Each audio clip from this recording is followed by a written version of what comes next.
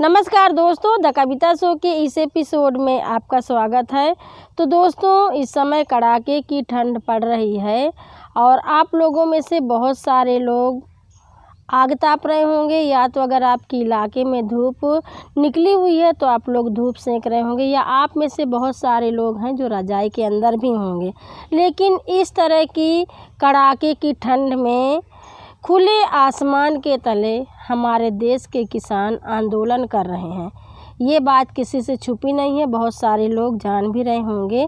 जो किसान आंदोलन कर रहे हैं वो कृषि विधेयक बिल 2020 के अंदर जो 3 कानून सरकार लेकर के आई है उसके खिलाफ हैं।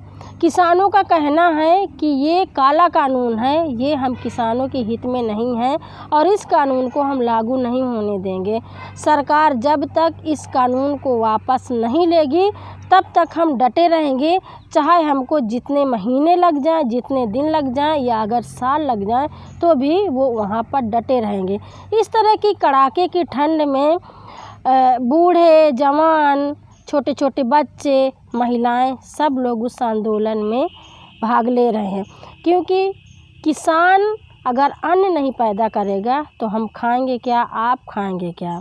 7 जनवरी को किसानों ने ट्रैक्टर मार्च भी निकाला है और उन्होंने ट्रैक्टर मार्च को निकाल करके आंदोलन करके सरकार के खिलाफ नारा लगाया है और उन्होंने ये ऐलान किया है कि आने वाली 26 जनवरी यानी गणतंत्र दिवस के दिन भी वो परेड करेंगे। जिस तरह से लाल किला में झंडा फहराया जाएगा, वो झंडे को लेकर के परेड करेंगे और दिल्ली का घेराव करेंगे और इसकी अगुवाई महिलाएं करेंगी। मैं आपको बता दूं कि अभी तक में जो किसान आंदोलन कर रहे हैं लगभग 60 किसानों की जानें भी जा चुकी हैं, लेकिन किसान किसी भी तरह से सरकार के साथ में समझौता करने के लिए तैयार नहीं हैं। 8 बार में अगर कोई भी बात नतीजे तक नहीं पहुंची है तो आज देखना है कि आखिर सरकार कौन सी ऐसी बात करने वाली है। क्या सरकार कानून वापस लेगी या कोई फंडा अपना करके किसानों को बहलाने फुसलाने का काम करेगी। किसान सरकार किस तरह के लोगों को मानना चाहती, जो बंधुआ मजदूर हैं क्या उनको सरकार कहती किसान है, या जो गरीब है जिनके 1-2 बीघा ज़मीन है वो भी है। लेकिन यहाँ पर भी 2 तरह की नीति है। जब बड़े बड़े मुआवजा देने की बात आती है तो 1 बीघा 2 बीघा वाले किसानों को छोड़ दिया जाता है। जो बंधुआ मजदूरी टाइप में काम करते हैं, जो बटाई का हिस्सादारी का खेत लेते हैं, वहाँ पर उनको उस टाइम पे किसान नहीं माना जाता। लेकिन आज जब बड़े बड़े किसान हैं जिन्होंने कानून को पढ़ा है, वो अगर इसका विरोध कर रहे हैं तो सरकार उनको देशद्रोही का नाम दे रही है। मैं ये भी सोच रही थी कि क्या दबाव है सरकार के पास में, कुछ तो ऐसी चीज़ है जहाँ पर सरकार घेरे में है।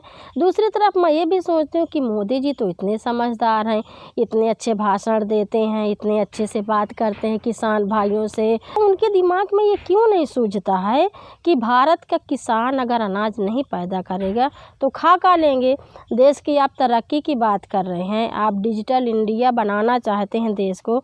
आप ये बताइए कि डिजिटल इंडिया बनाने से गेहूं नहीं पैदा होगा, दाल नहीं पैदा होगी, अनाज नहीं पैदा होगा।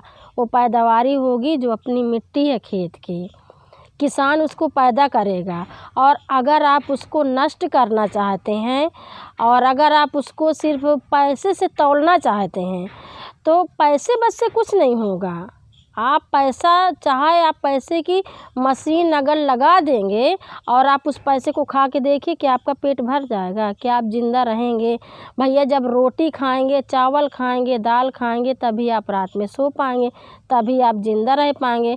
और रोटी की मांग किसान कर रहे हैं, किसान कह रहे हैं कि जो अनाज पैदा हो रहा है उसको आप हमें पैदा करने दीजिए, आप इसको बेचिए नहीं, आप इसमें समझौता नहीं करिए। तो इसमें गलत क्या है। जब मैं सोशल मीडिया में चर्चा देख रही हूँ किसानों को लेकर के तो कई तरह की बहस हो जाती है, और वो बहस इसलिए हो जाती है कि कुछ राम भक्त टाइप के लोग हैं या जो अपने आप को नेता मानते हैं या सदस्य मानते हैं, वो लोग कह रहे हैं कि जो किसान आंदोलन कर रहे हैं वो ठीक नहीं है और सरकार तरक्की करना चाहती है, सरकार किसानों के हित में बिल लेकर के आई है।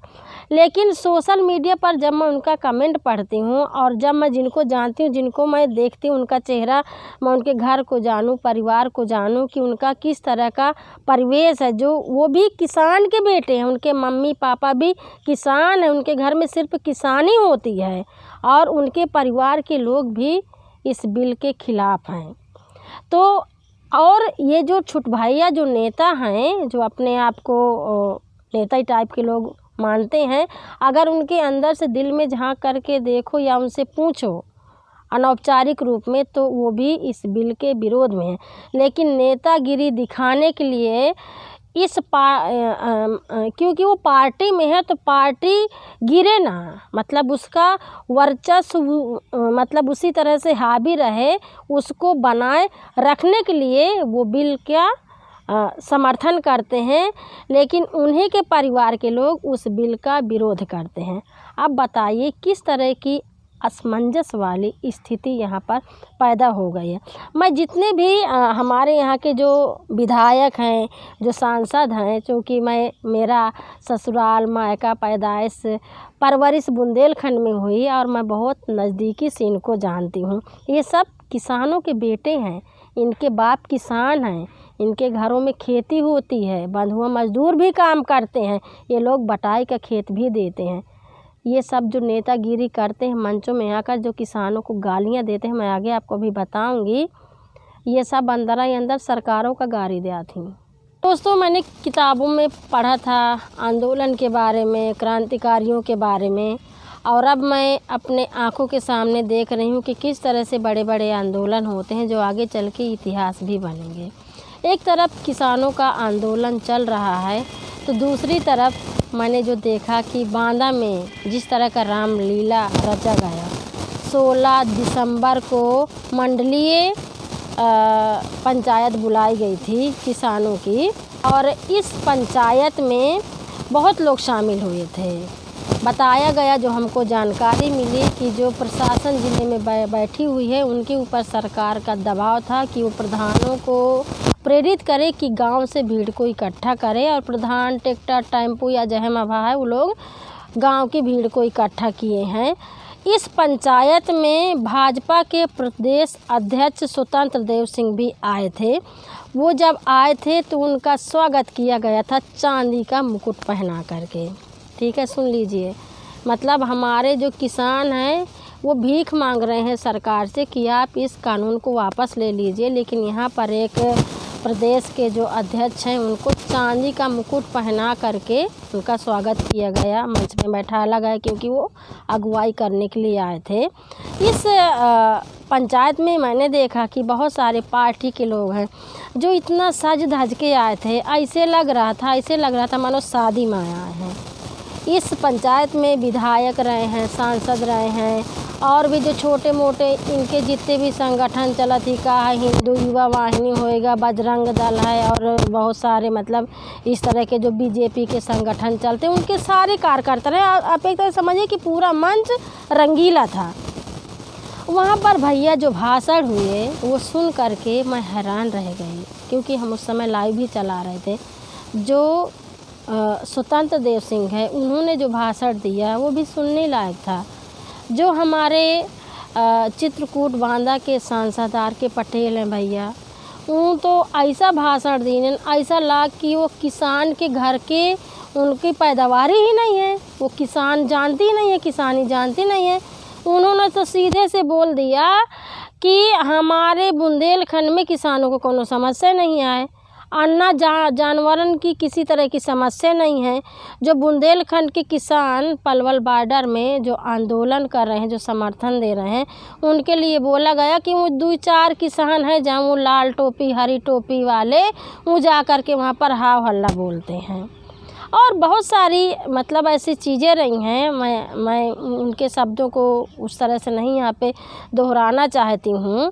और बहुत सारे ऐसे उनके भाषण थे जो बहुत ही दुख देने वाले थे और बहुत ही दिमाग में मेरे जोर पहुँचा, क्योंकि मैं इनको बहुत अच्छे से जानती हूँ, जितने भी सांसद विधायक हैं। मैं सोच रही थी कि आखिर ये क्यों ऐसे बोल रहे हैं। इनके सामने भी कोई ना कोई मजबूरी है बेचारों की, क्योंकि ये अगर सरकार के पक्ष में नहीं बोलते हैं तो फिर इनकी नौकरी चली जाएगी, इनका पद छिन जाएगा। और अगर ये किसानों के पक्ष में बोल देते हैं तब भी इनके लिए आफत है। तो इनको पैसा भी चाहिए और उधर अंदर सुकड़े भी जा रहे हैं, क्योंकि मैं जानती हूँ कि कितनी खेती है, किस तरह की किसानी होती है। और मैं जानती हूँ कि इन जो विधायक हैं ना, जो सांसद है, इन्हें उनके खेती में अन्ना जानवर घुस करके अनाज खाती हैं। और जब बटाई का खेती दी नहीं, जो छोटे छोटे किसान जब इनकी खेती को ले हैं, वो रात भर जानवरों को हाँकते हैं। और साल भर में जब अनाज जहाँ पर 10 बोरा पैदा होना चाहिए, वहाँ पर जब 2 बोरा पैदा हो करके जाता है तो इनको भी तकलीफ़ होती है। लेकिन सिर्फ ये गंदी राजनीति के लिए ये इस बिल का विरोध नहीं कर पा रहे हैं, बल्कि जनता को और बरगलाने का काम कर रहे हैं। सरकार के पक्ष में बोल रहे हैं, किसानों को गालियां दे रहे हैं। और जो टोपी टापा लगा के जो वहाँ पर आए थे पंचायत में, बहुत सारी महिलाएं भी रही हैं। मैं सोच रही थी किस तरह का ड्रामा है। अगर ये सारे ड्रामा को ख़त्म कर दिया जाए, अगर सच्चाई के साथ में देखा जाए, जो सही है उसको सही ठहराया जाए, जो गलत है उसको गलत ठहराया जाए, तो बहुत अच्छे से इस देश की सरकार चल सकती है, राजनीति भी चल सकती है। लेकिन फिर से कहूँगी कि जो किसान आंदोलन कर रहे हैं, मैं उस आंदोलन का समर्थन करती हूँ। और सरकार को एक ना एक दिन झुकना होगा, उसको इस कानून को वापस लेना होगा, क्योंकि सबसे बड़ा दर्जा अगर मैं इस देश में मानती हूँ तो वो किसान है। दोस्तों, मैं एक किसान की बेटी हूँ, मैंने किसानी किया है, मेरे पापा किसान हैं, मेरे फैमिली के लोग किसान हैं, और मैंने गांव में रही हूँ, परिवेश है मेरा गांव का, तो मैं अच्छे से इस दर्द को जानती हूँ। ये जो कानून हमारे पक्ष में नहीं है, किसानों के पक्ष में नहीं है, वो मैं जानती हूँ। मेरे पास बोलने के लिए बहुत कुछ है और मैंने बहुत कुछ बोला है। अब जो बाकी रह गया आपको बोलना है।